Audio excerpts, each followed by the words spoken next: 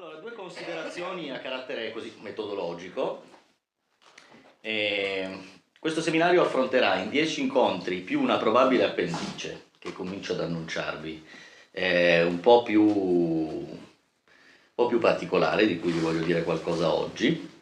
Quindi saranno 10 incontri più probabilmente 5, che affronterà l'argomento dei rapporti tra Eros e Sacro sotto molteplici punti di vista. Innanzitutto, che è quello che troverete meno probabilmente in giro, soprattutto a livello di proposte, di seminari, è il punto di vista storico, e cioè dove, dalla Mesopotamia all'Egitto, all'India, al nord Europa, all'Europa, alle pieghe del cristianesimo antico, tra le pieghe dell'ebraismo, dove troviamo riferimenti espliciti o velati dietro più o meno pesanti simbolismi, sulle relazioni tra Eros e sviluppo spirituale o sacro, una nozione che cercheremo di inquadrare fra breve. Perché questo? Perché innanzitutto, secondo me, un lavoro dettagliato e fatto con un discreto livello di profondità come quello che voglio proporvi ha bisogno di addentellarsi e puntellarsi sulla storia. La storia è un aspetto culturale. Voi sapete che io non faccio il guru, se non lo sapete sappiatelo, non faccio pseudo guru e quindi mi occupo di fare intrattenimento culturale. Vi risparmio quindi la lettura o lo studio di qualche svariata decina di libri, producendo delle sintesi in questo modo. L'aspetto storico lo reputo fondamentale per allargare lo spettro, l'orizzonte della propria percezione su questo argomento. Poi c'è un aspetto che definirei filosofico, che accomuna diverse di queste culture che affrontano il tema del rapporto tra Eros e Sacro, e cioè quali sono i principi etici, quindi comportamentali, e i pensieri filosofici che stanno alla base della possibilità del ricorso all'Eros in una chiave spirituale, qualunque essa sia. 3. L'aspetto pratico, cioè in che cosa consistevano queste pratiche, in che modo diverse culture hanno portato avanti questa ritualità o queste celebrazioni o queste festività che includono elementi erotici all'interno di dinamiche sacre. Vi è chiara questa tripartizione? L'appendice. Ora, noi faremo un lavoro che segue uno sviluppo in parte, almeno inizialmente, cronologico. Quindi andiamo subito a vedere qualcosa dell'Egitto antico, della Mesopotamia, cioè dove abbiamo le prime informazioni concrete per poter sviluppare un discorso. Poi è chiaro che qualcosa prima ci doveva essere, ma in mancanza di fonti entriamo nel regno della fantasia. Io posso anche dirvi, come ha fatto qualcuno e fa qualcuno oggi, che ad Atlantide stesso si faceva così, ma ragazzi, di cosa stiamo parlando? Cioè, ognuno è visionario di se stesso e può parlare di quel che vede, ma non è storia, capite? Non è cultura. Le visioni personali o i deliri a volte personali li lasciamo ciascuno per sé. Qui facciamo un lavoro un po' più accademico. L'appendice. L'appendice mi preme particolarmente chiarirvi questo punto, perché voglio mettervi nelle condizioni di sapere che nei 10 incontri che faremo non riusciremo a toccare un argomento che mi sta a cuore e che io vi proporrei in questo sviluppo ulteriore di 5 incontri, ok? Si tratta della versione contemporanea, questo è un argomento secondo me interessantissimo. Ciao Mari. Si tratta della versione contemporanea diciamo di un equivalente dei Tantra sviluppatosi in Occidente, che ha alcuni personaggi che a partire dalla fine del 1700 o dal 1800 fino ad oggi si sono occupati di delineare la trama di quel grande argomento che ancora oggi in Occidente è fondamentale, che va sotto il nome di magia sexualis, che è un'espressione che dobbiamo un po' al padre di questo argomento, cioè Pascal Beverly Randolph. Questi autori, i cui nomi posso cominciare a farveli: Pascal Beverly Randolph, Aleister Crowley, naturalmente, che forse è il più noto, più conosciuto, Maria de Naglovska, l'unico caso femminile, Georges Bataille, autore tra quelle che reputo essere tra le più belle pagine scritte nella contemporaneità sul tema dell'Eros e i suoi rapporti con il sacro, Rasputin, ne avrete sentito parlare, il mitologico o leggendario Jack Parsons e la sua consorte Marjorie Cameron. E questi personaggi e altri, Theodore Royce, Gauche, sono personaggi che io desidererei affrontare in quell'appendice, perché sono la chiusa del discorso, ma aprono le porte alla visione contemporanea del rapporto sessualità e magia nella sua praticabilità oggi, perché capite che finché parliamo di Egitto, Babilonia o India antica, abbiamo a che fare con retroterra culturale e stati di coscienza che non sono paragonabili a quelli che stiamo sperimentando noi oggi nell'Occidente del 2000, mi sembra logico. Quindi la praticabilità, l'attuabilità di alcune di queste correnti oggi ci risulterebbe quantomeno difficile, per non dire impossibile. In alcuni casi lo vedremo, praticamente impossibile. Siccome la relazione, l'argomento della relazione tra l'erotismo e il sacro è millenario, e forse questa sarà un po' una tesi che emergerà nel corso di questi incontri, forse è insito nella nostra natura, cioè è connaturato all'uomo, è plausibile aspettarsi che questa storia della sex magic non abbia ancora finito di dire qualcosa. Siamo tutti in realtà invitati a una sperimentazione. Il fatto è che questa sperimentazione ci è possibile solo nel momento in cui allentiamo una serie di cordoni troppo rigidi che ci trattengono mentalmente, eticamente, moralmente, coi sensi di colpa, con un retroterra culturale che ha demonizzato certe cose o ridicolizzato certe cose o relegate agli ambiti più squallidi della società, e solo una volta che questo viene questa via viene aperta, ci è possibile immaginare una fattibilità nel giorno d'oggi. Vi è abbastanza chiaro questo? Bene, è ovvio che in un percorso come questo noi toccheremo una serie di argomenti che vanno dal rapporto d'amore, con la A maiuscola, così come una certa letteratura ce l'ha fatto conoscere, pensate alle poesie d'amore, fino ai meandri più tecnici e fisiologici della sfera della sessualità. Parleremo quindi anche di mitologia, parleremo insomma di diversi campi e discipline del sapere, tutte quante accomunate da questo leitmotiv, l'eros e il sacro. Sull'eros c'è molto meno da dire in termini di definizione, perché ciascuno di noi ne ha una percezione. E l'unico invito che vi faccio è, quando uso il termine eros, non schiacciamo troppo questo termine sulla dinamica sessuale.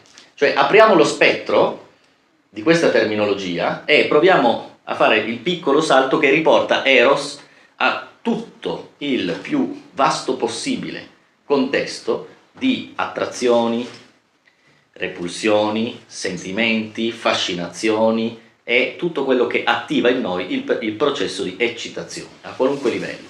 Ricordatevi che una delle traduzioni di eros non è immediatamente amore, ma è innanzitutto desiderio, e questa è forse la sua accezione più larga, perché il desiderare è uno dei motori dell'incedere nell'evoluzione. Se non avessimo desiderato niente, saremmo rimasti a fare il fuoco con le pietre, e il desiderio è il motore, quindi, vi è chiaro? L'altro tema è il sacro. Il sacro ci è più difficile definirlo, perché è atrofizzata la nozione di sacro all'interno dei paradigmi religiosi. Io quindi vi invito in questo caso a fare un altro sforzo, che è quello di togliere il sacro da una qualunque cornice religiosa specifica. Restituiamo al sacro una dimensione che in fondo è quella che è l'unica oggi possibile, che è una dimensione intima. Il rapporto col sacro è qualcosa di estremamente intimo, anche se mette in gioco il nostro rapporto con il mondo e soprattutto con gli altri, è però vissuto intimamente, e ognuno di noi ha una sua visione o percezione del sacro, è chiaro anche questo.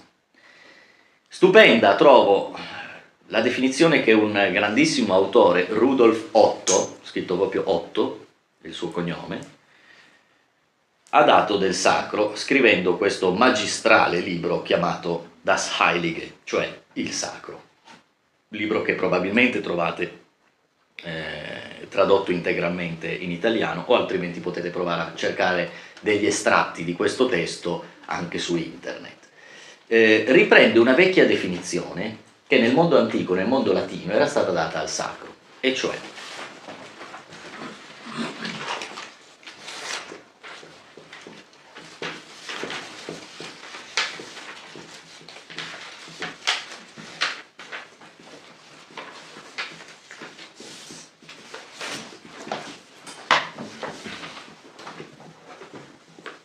eccola qui. Gli antichi identificano nel sacro qualcosa di affascinante, fascinans, ma anche tremendo, cioè spaventoso. Sono due poli opposti. Il fascinans è l'attrazione verso qualcosa, il tremendo è invece la repulsione nei confronti di qualcosa. Notate la polarizzazione gestita dalla definizione di sacro. Due poli opposti. Ora, se voi fate attenzione, questo stesso discorso può valere per l'eros o il tema del desiderio. Il desiderio si muove sulle basi di attrarre o essere attratti verso qualcosa, respingere o essere respinti da qualcosa. Quindi troviamo, secondo me, questa è una personale intuizione, ma io volevo partire da questo, una convergenza tra eros e sacro, proprio a partire dalla definizione classica, diciamo così, di sacro. Fascinans ha la stessa etimologia del fasciare, quindi le fasce sono i legami. Che cos'è il fascino? Il fascino è, difatti si usa anche il termine in italiano fascinazione all'interno di un incantesimo, no? Sapete che nella tradizione popolare, anche in Italia per esempio, le fascinazioni erano delle sorte di microipnosi, possiamo dire, in cui qualcosa di catalizzante, in termini di attenzione, riesce a far convergere le nostre energie psichiche in una singola direzione. Lo usavano nella magia popolare alcune persone per far sì che Tizio o Tizia si innamorasse di lui o di lei. Chiaro? I fasci sono i legami. Questo è il tema dell'attrazione. Dall'altro, due parole sul tremendo. Il tremendo spaventa. Di che tipo di paura stiamo parlando? Un conto è la paura di qualcosa di specifico, ok? Quindi se io sono un aracnofobo e vedo un ragno, avrò paura perché identifico la fonte, la sorgente del mio fastidio, della mia paura in quell'elemento lì, il ragno per esempio. Ma al di là delle paure specifiche, che sono sempre paure riconducibili a una causa, esiste un altro tipo di terrore, un altro tipo di angoscia, che non è riconducibile a una causa specifica. Probabilmente, quando diciamo che non è riconducibile a una causa specifica, dobbiamo fare un piccolo salto intellettuale e pensare che l'assenza di una causa specifica che faccia da sorgente della mia paura sia l'assenza di limiti, per esempio. Leggiamo alla voce infinito. Noi che ci droghiamo molto le orecchie con paroloni di questo calibro, nel momento in cui ci confrontassimo anche solo marginalmente con qualcosa di non finito, di infinito, la prima sensazione o risposta che avremo è la paura, l'angoscia del senza limite, perché il senza limite ci priva dei riferimenti e quindi delle difese e letteralmente ci disorienta, perché l'orientamento è sempre dato da canali o direzioni specifiche. Il disorientamento che possiamo provare in quel caso, per esempio facendo degli esempi concreti, da bambini ci si trova a volte a confrontarsi col pensiero dell'infinito, no? Per sviluppare questo concetto noi proviamo a immaginarcelo e da bambini a un certo punto, nell'idea di allargare costantemente questi limiti fino al perdere la percezione di limitatezza,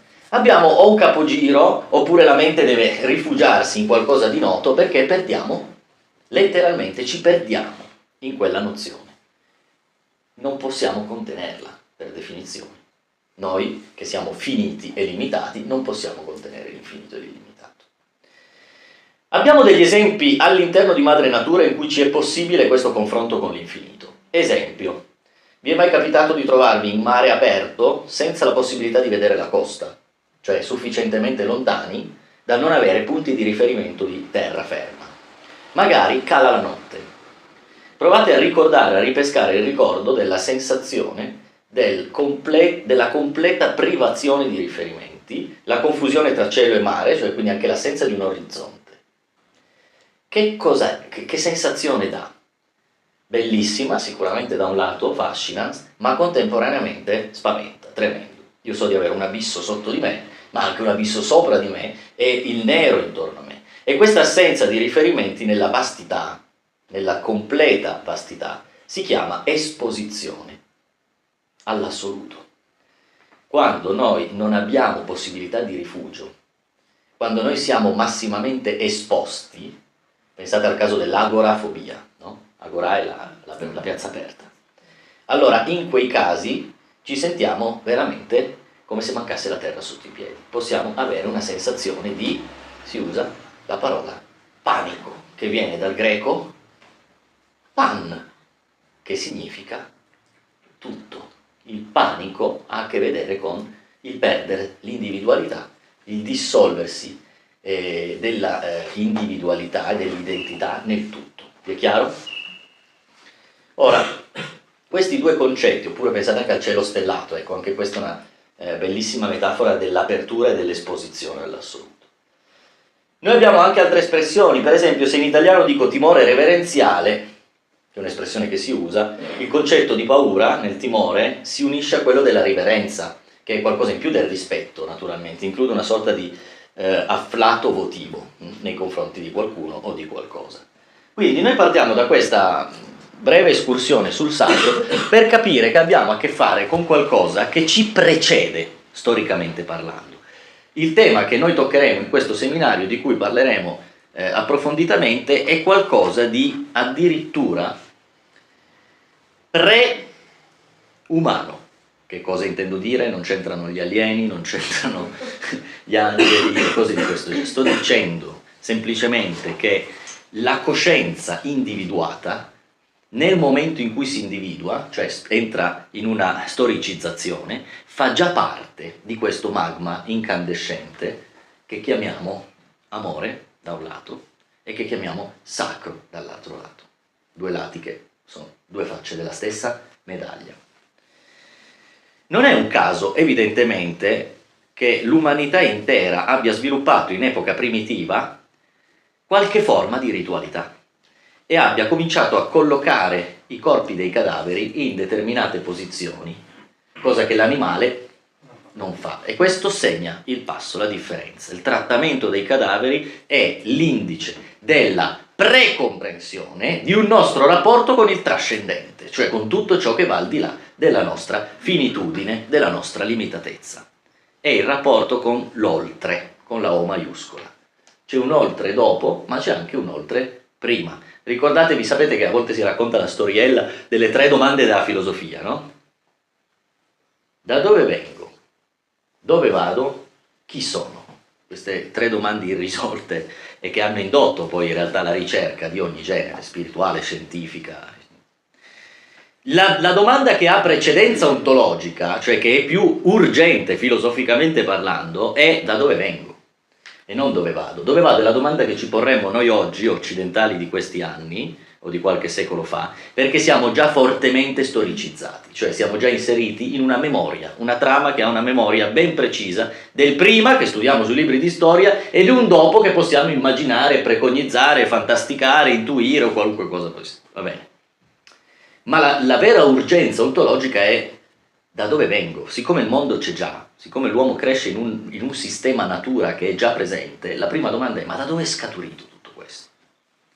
E così le grandi domande sulla vita, eternamente senza risposta, ma eternamente alla ricerca di una risposta, sono, secondo me, il trait d'union tra l'argomento che sviluppiamo in questo seminario e qualunque altra disciplina di ordine spirituale o filosofico o religioso. Addirittura direi scientifico, perché prima che la scienza si chiudesse un po' troppo nell'imbuto della materia, i filosofi della natura erano degli osservatori, no, del sistema natura. Poi oggi forse assisteremo in parte a un ricongiungimento anche tra la scienza e le discipline spirituali o vecchie dottrine, insomma sta succedendo in parte, però è ancora un po' presto. Un archeologo degli anni 70, un certo Jerome Baker, scritto B-A-K-E-R, cita un tempio nell'Alto Egitto in cui appare una raffigurazione di Osiride con un arco che dai genitali parte e si conclude nella propria bocca. Troverete alcune raffigurazioni di Osiride in una posizione particolare che va sotto il nome di autofellazio, cioè troverete Osiride sdraiato per terra con le gambe ripiegate su di sé nell'intento di procurare a se stesso una fellazio. Uno dei temi mitologici dell'Egitto antico, voglio partire da qui perché è l'esempio più antico di cui disponiamo, è quello dell'autofecondazione di Dio. Il seme percepito come sacro e già intuito come veicolo di trasmissione della vita, se fuoriuscito dal corpo ritorna al corpo stesso, tenete ben presente queste parole perché saranno l'architrave del nostro sviluppo, diciamo, del discorso, se ritornano a se stesso possono fecondare se stesso. Ora, in un'ottica fisiologica noi sappiamo che questo non c'entra nulla con la realtà del mettere al mondo qualcun altro. Da un punto di vista mitologico lo possiamo giustificare e comprendere facilmente, no? Il creatore, fecondando se stesso, propaga se stesso. E questa è la vecchia dottrina gnostica della apertura dell'uno che si fa due e tre e molti. Quindi autogenerarsi. Ci siamo? Sono concetti difficili? Mi sembra di seguirli abbastanza bene. Ma apre le porte anche a una riflessione di altro genere, che è più a livello pratico, è più di ordine, direi, metapsicologico, cioè al di là della psiche individuale. Solo chiedere una cosa di quello che hai spiegato prima, di Osiride che ha questo arco. Un arco disegnato, che è l'arco del seme, la traiettoria, Okay, sì, che dal suo fallo finisce direttamente nella sua bocca. No, non è l'arco, è una traiettoria a forma di arco. Questo tema metapsicologico riguarderà un aspetto tecnico che noi dovremo trattare. Ci è possibile parlare di autofecondazione e non stiamo parlando di qualcosa di fisiologico. Ci è possibile farlo se consideriamo che nella nostra psiche convivono gli opposti. Noi siamo, psicologicamente parlando, delle polarità, giusto o sbagliato, bene e male, luce, tenebre, amore, odio, rabbia, gioia e così via. Cioè questi sono, con in mezzo una gamma vastissima di sfumature, i poli opposti in base ai quali noi organizziamo il nostro pensiero, le nostre emozioni, che sono altrettanto polarizzate, e in generale gli itinerari della nostra psiche, dell'energia psichica. Vi è chiaro? Questi determinano in un certo margine, e a seconda dei soggetti e delle esperienze in misura diversa, dei conflitti interiori, che sono caratteristici della nostra psiche. La fonte dei dubbi, la fonte dei complessi, sono dei dualismi irrisolti.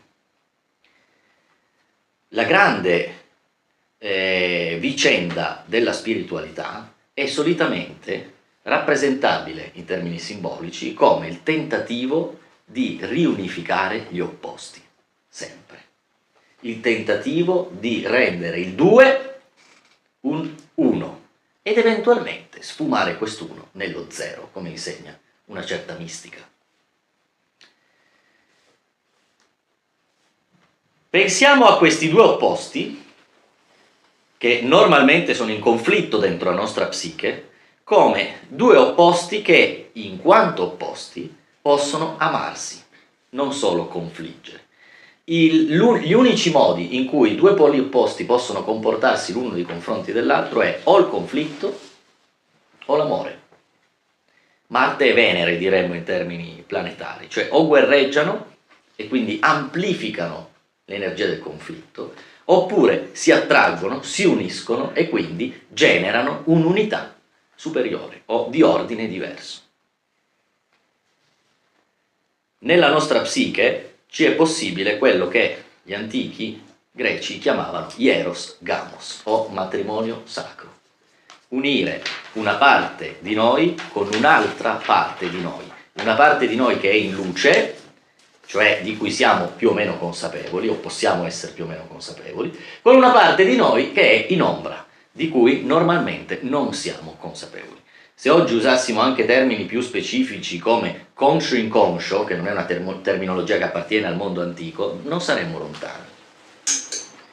L'idea è che accoppiando questi opposti che coesistono nella nostra psiche, noi possiamo generare una nuova configurazione di noi stessi su un piano più elevato.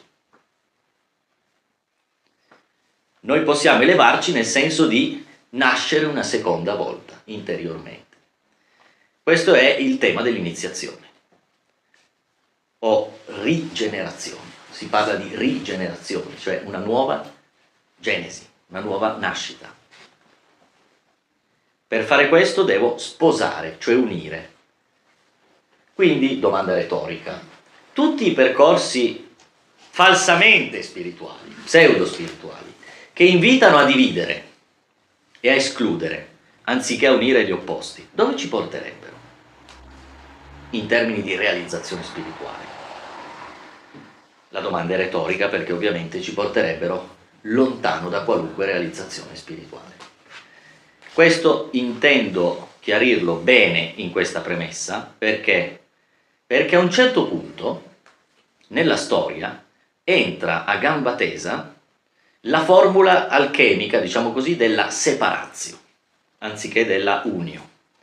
E con la formula della separatio, dall'India al mondo ebraico, fino all'Europa, tutto il Medio Oriente, con i suoi sottoprodotti cristianesimi, sottoprodotti dell'ebraismo, cioè il cristianesimo e l'Islam, e tutto lo gnosticismo che subisce un certo gnosticismo, ma quello che andava per la maggiore, che subisce l'influenza del cristianesimo, portano avanti la formula della separatio, cioè certe cose non vanno toccate, studiate, esperite, devono essere escluse. Altre invece devono essere toccate, studiate ed esperite.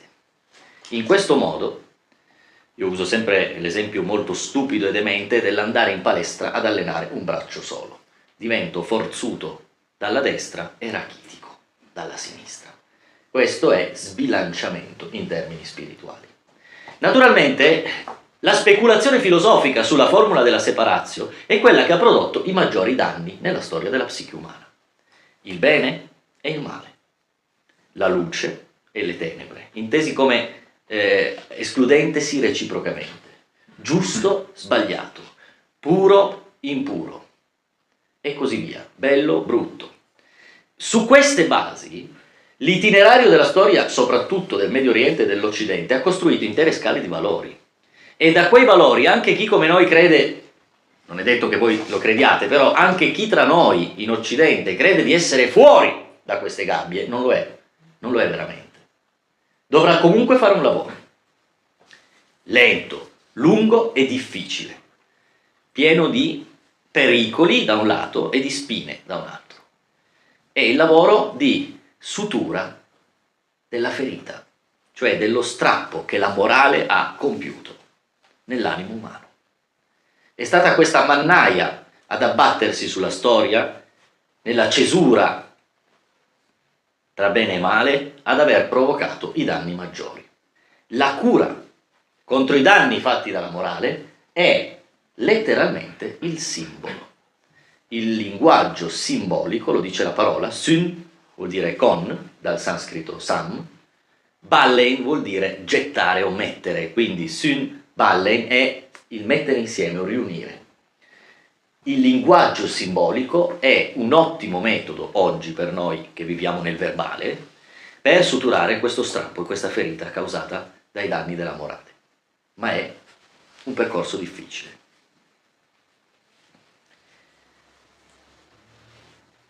Questa forza ispiratrice e travolgente che noi chiamiamo amore, adesso non stiamo a specificare che cosa voi intendiate o che cosa ciascuno di noi intenda per amore, prendiamo per buono quello che ciascuno di noi intende per amore, può elevarci in termini spirituali o può disperderci in termini altrettanto spirituali. Ha un ruolo nella mitologia, come vedremo, ha un ruolo nelle religioni, ha un ruolo nella mistica, ha un ruolo nella ritualità, ha un ruolo nella poesia, ha un ruolo nell'arte, in qualunque forma d'arte, e ha persino un ruolo nella medicina, se penso all'alchimia tantrica e non solo. Tutto parte dalla considerazione intuita, sentita o avvertita che il microcosmo e il macrocosmo coincidano. Si considera in molte culture antiche che l'uomo sia una mappa del cosmo o un cosmo in miniatura. Da qui le espressioni, ormai sinceramente un po' ridondanti, del è tutto dentro di noi, abbiamo un potenziale infinito, infinite possibilità si celano in ciascuno di noi, che vanno prese sempre con le molle, perché questo è vero, ma fino a un certo punto. Per esempio il fatto di essere nati in una determinata città, in un determinato anno e in una determinata famiglia esclude già pesantemente tutta una serie di opzioni o possibilità che ci sarebbero se fossi nato in un altro posto, o in un'altra famiglia, o in un altro tempo. Quindi abbiamo parlato delle coppie di opposti presenti in noi, ma secondo i filosofi della natura le coppie di opposti sono la rete di cui è costituita l'intera natura. E si parla proprio di polarità. È così per l'elettricità, è così per il magnetismo, è così per molte altre cose che ci circondano e che possono essere lette come un continuo copulare, un continuo accoppiamento tra questi opposti che consente il cosiddetto divenire, cioè l'evoluzione, il progresso di tutto ciò che esiste. Ora, se avete capito questo, ne conseguirà in maniera immediata che ogni atto erotico, nel senso di unione tra due elementi separati, sarà un atto sacro, proprio perché ci riconcilia nel nostro essere microcosmici, limitati, fragili, esposti, eccetera, a tutto l'elemento infinito, assoluto, senza limite, che in parte convive già nel fondo o nel retro delle nostre coscienze, delle nostre psiche.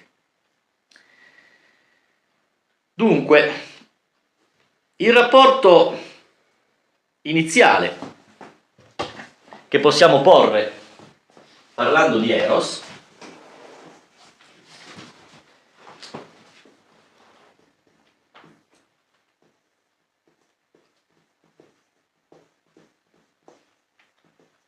è l'eterno rapporto tra sé e altro da sé, dove questo altro può essere una persona, può essere l'altro in generale, o potrebbe essere l'alterità, cioè tutto ciò che riconosco come non me, il mondo esterno.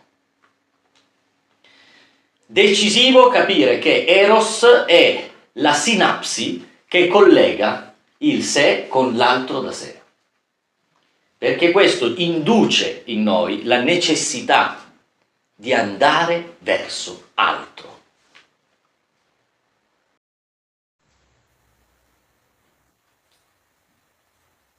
Voi quindi potreste ora chiedermi, ma tutti i percorsi spirituali che sprofondano in se stessi, cioè in cui invece il soggetto è portato a chiudere gli occhi, immergersi nella propria interiorità meditativa, mistica, yogica, eccetera, sono quindi antierotici nel senso letterale del termine? Sono quindi non sacri? No, ovviamente, perché in noi ci sono quegli opposti e ciò significa che c'è anche un altro dentro di noi. Il mio vero sé è un altro, finché io non sono identificato nel centro della mia psiche. La parte più rappresentativa di me sarà altra rispetto a me. Ed è proprio con quella che dovrei iniziare a pensare di sposarmi. Quindi valgono anche i percorsi puramente interiori e interiorizzati. Nel tema del rapporto tra sé e altro, l'importante è non fare un errore, che rischierebbe, questo sì invece, di colpire Eros. Oggi forse avrete sentito che sulla scorta di alcune intuizioni formidabili tese a responsabilizzare i soggetti nel mondo in cui viviamo e nel modo in cui viviamo, e mi riferisco in particolar modo alla legge di attrazione. Tutti ne avete sentito parlare? più o meno tutti sapete di che cosa si tratta, io vibro in un certo modo, no? Intenziono certe cose, le nutro dentro di me e la realtà circostante risponde in quel modo. La legge di attrazione, un grande classico. L'abuso della legge di attrazione comporta dei rischi, qualcosa di cui quel lunedì che vi dicevo affronteremo più in particolare. L'idea è che se io proietto me stesso, notate la parola proiettare, cioè gettare oltre, se io proietto me stesso sugli altri o sulla realtà circostante o su qualunque altra cosa che non sia me, sto rischiando di uccidere il senso di un rapporto erotico con la realtà circostante o con gli altri.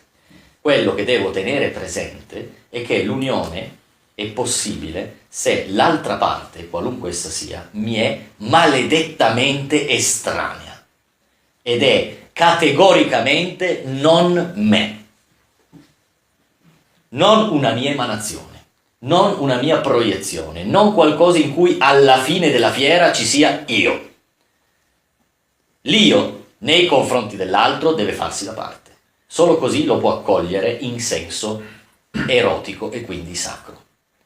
Se tutto è un prolungamento di se stessi, la visione tentacolare di questo ego che si appiccica e si proietta su ogni altro contenuto perché non fa che riconoscersi in ogni cosa, non fa che riconoscersi in ogni persona, non fa che riconoscersi in ogni comportamento, finisce per fagocitare l'altro e farlo scomparire nel cono d'ombra dell'io.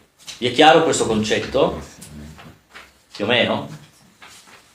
Questo è importantissimo nel mondo in cui stiamo vivendo oggi perché c'è questa tendenza, in parte è una misinterpretazione e una mistificazione della legge d'attrazione che rischia, secondo me, se non è supportata e suffragata da un lavoro di ridimensionamento dell'io, fatto in modo serio, rischia di diventare l'esondazione della hubris, cioè la tracotanza proprio dell'ego. Se per illusione intendiamo negazione o falsificazione, no, non è illusorio.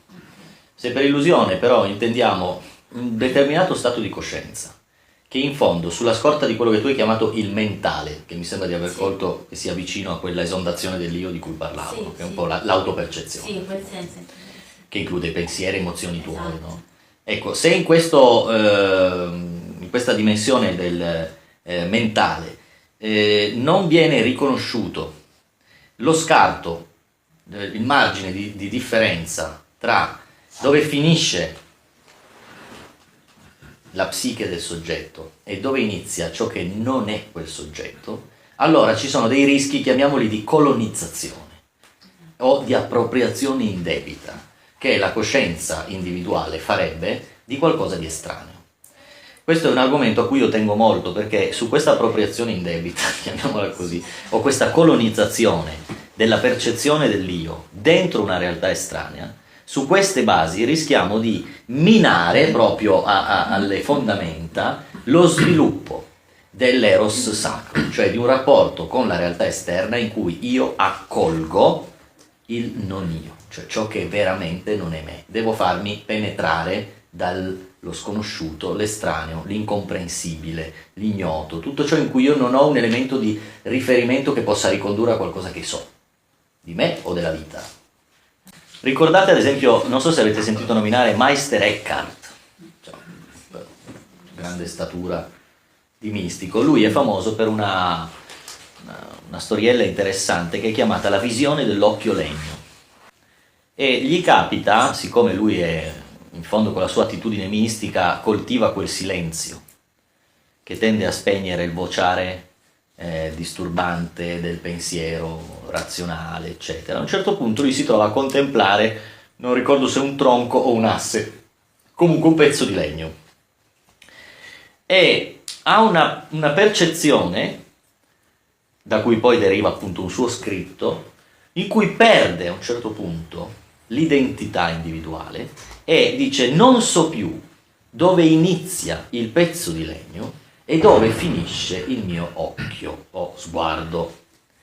Queste sensazioni o percezioni di fusione vengono sempre, guarda caso, quando l'io, chiamiamolo col suo nome, si fa da parte, e non quando l'io è così ingombrante da proiettarsi in qualunque cosa. Lo ha insegnato la mistica orientale, lo ha confermato la mistica occidentale. Il farsi da parte dell'io è un'attitudine che oggi manca tremendamente. È qualcosa su cui forse dovremmo lavorare, non solo riflettere. Cioè, ci sono anche degli esercizi per farlo, però ci sto lavorando, nel senso che sto anche pensando un po' come proporre poi dei lavori di questo genere, no? Per far tornare a galla il rapporto con la percezione più profonda di questa fusione con la realtà circostante. Quindi capiamo che, questa è un'altra conseguenza di questo discorso, il sé, che vi ricordo non è l'io, ma è il centro della psiche, la nostra parte più intima e rappresentativa, deve unirsi all'altro ricordandosi che l'altro, qualunque forma abbia, il legno di Meister Eckhart, o una figura umana, o una realtà circostante, non deve essere mai, mettiamo il segno matematico dell'universo, non deve essere mai un fine o uno scopo. Questo è importantissimo. Se l'altro è il mio fine, da un punto di vista dello sviluppo interiore, sono morto, sono fregato. Non ci sono molte alternative. Se non è un fine, che cosa potrà essere l'alterità? Sì, dillo pure altamente. Un mezzo. L'altro deve essere una porta. Nel senso che il rapporto con questa alterità non deve essere conclusivo. Deve essere sempre l'accesso su qualcosa che superi quel soggetto o oggetto in cui identifichiamo l'altro. Chiave per capire l'oltre è il superamento. Vi è difficile cogliere questo aspetto? C'è un'eccedenza rispetto alla nostra limitatezza. Questa eccedenza, questo margine, infinitizza il soggetto. È il nostro varco interiore che dà sull'infinito, è la nostra finestra sull'assoluto. Se io mi rapporto ad un'altra persona, facendo di questa persona uno scopo della mia vita, un fine, io mi attaccherò a tutto quello che non è il varco o la finestra sull'assoluto, ma saranno tutti gli aspetti residuali e limitati della personalità, del carattere, dell'estetica, delle esperienze, eccetera. E che fine faccio? Entro in un vicolo cieco e vado a sbattere prima o poi in fondo a quel muro senza possibilità di uscita. A meno che c'è solo una possibilità di uscita: tagliare il legame erotico, nel senso del desiderio, nell'accezione più ampia, con quell'altro. Altrimenti lo vivo come porta, come veicolo o come mezzo, che non significa usare una persona o una cosa o una situazione. Vuol dire semplicemente rapportarsi a quell'eccedenza in cui io, nel rapportarmi a quella persona, mi rapporto a ciò che supera sia me che quella persona, che non si conclude in quella persona. Questo, un modo di chiamarlo eccedenza o superamento, è il varco sull'infinito. Questo è il modo di sviluppare infinitamente il filo d'oro, la filigrana del nostro rapporto erotico, sia quello interno sia quello esterno. Così non si corrono i rischi di vedere scadere e abbassare e abbruttire quella magnifica energia travolgente, creatrice, ispiratrice che abbiamo chiamato all'inizio amore, che altrimenti rischia di convertirsi fino al suo opposto, cioè può addirittura convertirsi di segno, attraverso però tutta una serie di passaggi che sono la putrefazione di quel sentimento o di quell'energia, sono la decomposizione, proprio nel senso che si scompone quell'energia. Raffinando l'elemento sacrale, dopo aver capito che ogni altro, e in questo caso l'altro è una porta, è il partner, dopo aver capito che ogni altro è una porta, per cogliere il divino, infinito, assoluto, chiamiamolo come ci pare, insomma, quel senza limite, che è posto in ciascuno di noi, allora capite come mai l'ideale del romantico, non parlo del romanticone, ma parlo del romanticismo, quello storico e letterario, come l'ideale del romantico nella poesia, nella letteratura e nella filosofia sfiori e rasenti il linguaggio del mistico o il linguaggio religioso. Non è un caso che la poesia d'amore prenda a piene mani dal linguaggio della mistica o della religione. Perché assimilazione tra l'amore per qualcuno e Dio? Capite? Adesso forse avete capito, non è la divinizzazione di quel qualcuno. Quel qualcuno è solo il vestito o il simbolo dell'energia infinita di questo amore, cioè che infinitizza, nel senso che passa proprio attraverso.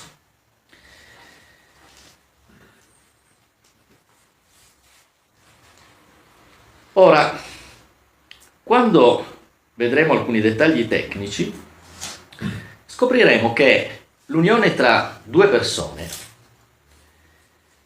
sulla base dell'energia chiamata amore, è finalizzata non alla celebrazione del sentimento stesso, cioè non fine a se stessa, ma finalizzata a una evoluzione di ordine spirituale, fa di quei due, della loro unione, fa la ricreazione di quell'archetipo chiamato androgino. Andros, maschio, gino, femmina.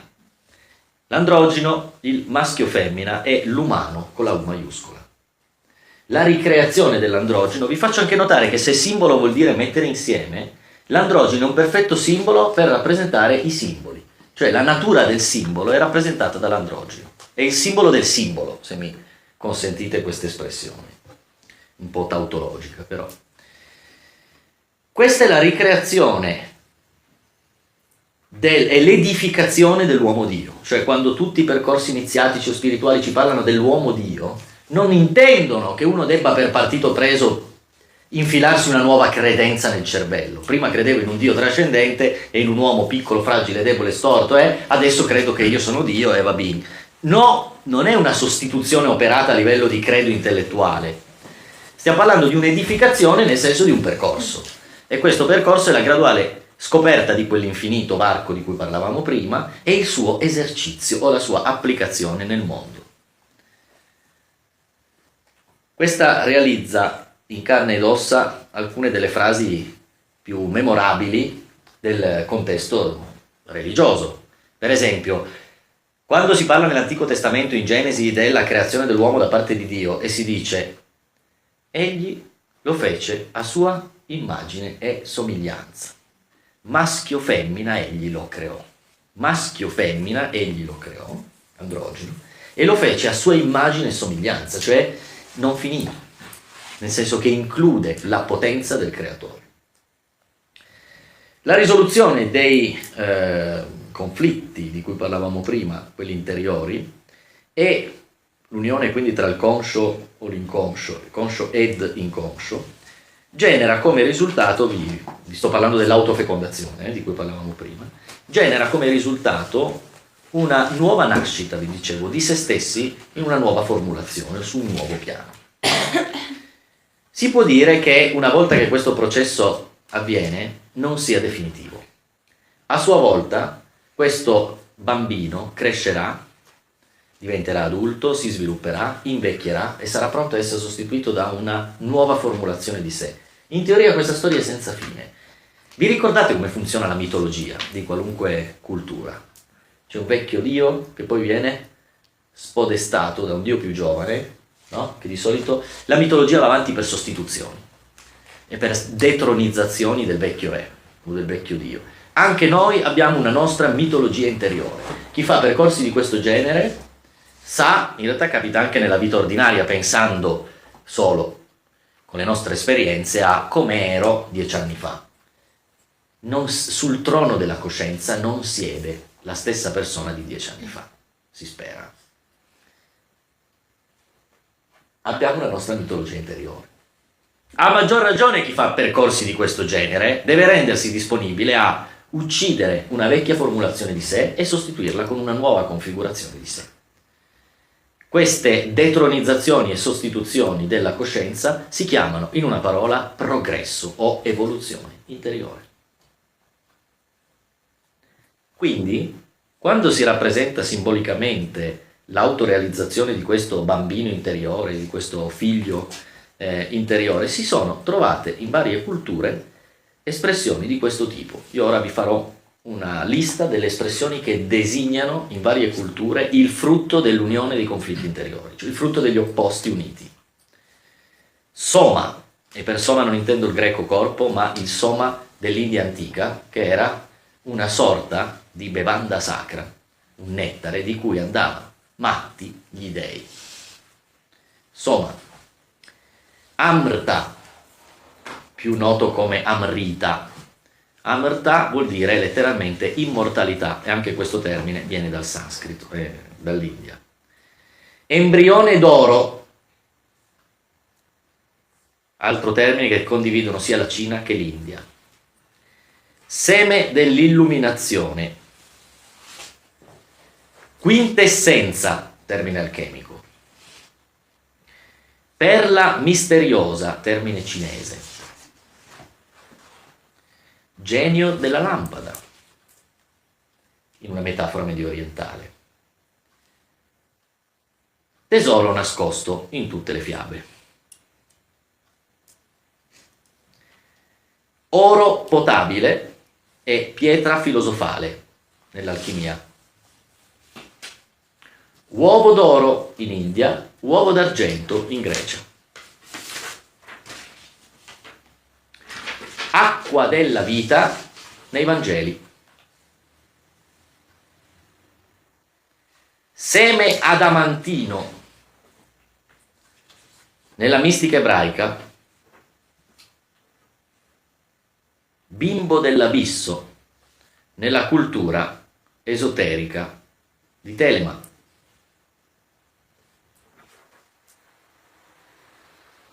E anche nell'antico Egitto il non nato. Curioso questo termine, il non nato, o letteralmente il senza testa, che non ha né principio né fine. Qualcosa che non è stato generato, e siccome non è stato generato non morirà. Vi viene in mente un'immagine lineare o un'immagine circolare? Non può che essere un'immagine circolare. In questo caso la linea retta sarebbe pur sempre una circonferenza, paradossalmente. C'è un simbolo universale che appartiene a diverse culture che rappresenta questa energia, ed è un serpente che si mangia la coda, letteralmente Uros Boros, il mangia coda. L'uroboro si trova in diverse culture, dall'Oriente alla Mesopotamia fino all'Occidente, e rappresenta un concetto primordiale da cui non possiamo prescindere. Tutto il nostro divenire, il nostro progredire, il nostro evolvere si dà nel tempo. Esiste un tempo scandito da secondi, minuti, ore, eccetera, che è di tipo convenzionale, è un'organizzazione calcolata di tipo convenzionale. Perché? Perché siccome gli eventi scorrono, e la nostra percezione è quella dello scorrere degli eventi, no? Come se avessimo un dipanarsi di una trama davanti, allora abbiamo bisogno di inscatolare e calcolare questo movimento. Ma esiste anche la percezione di un, direi, non tempo, che tutti hanno chiamato eternità. L'infinito di cui parlavamo prima nello spazio si chiama eternità nel tempo. E spazio e tempo sono strettamente connessi. Ovvio che l'infinito spaziale o l'eternità in termini temporali sono innanzitutto dei concetti. Non ci importa sapere se esista una infinità spaziale o un'eternità temporale. L'importante è assimilare questi concetti per rendere possibili a noi le applicazioni dell'infinito e dell'eterno, anche nei singoli istanti, che possono essere percepiti, come vi sarà capitato qualche volta, eterni o quantomeno dilatati profondamente.